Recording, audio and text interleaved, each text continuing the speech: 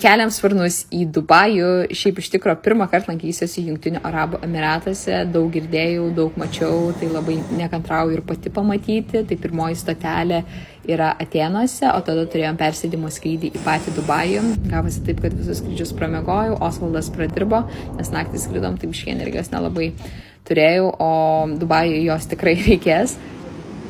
Mes važiuojam atsiimti bagažų su traukiniu.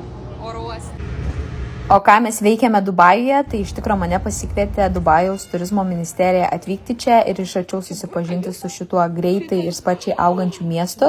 Tai turėjome apie valandėlę laiko susiruošti, išsimaudyti ir tada buvo metas eksplorinti patį Dubajų.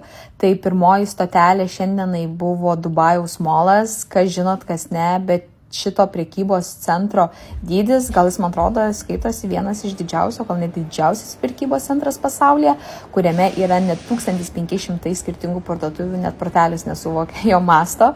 Tai apžiūrėjome ir šokančius, ir grojančius žymiuosius Dubajaus fontanus, kurių šaunama srovė yra apie 150 metrų. Buvo įspūdinga, nes aš iki tol niekuomet nesu mačiusi tokių dangoraižių, tokio vaizdo, tai čia apsistosim savaitę, tai gal turit kokių rekomendacijų, ką nuveikti Dubajui?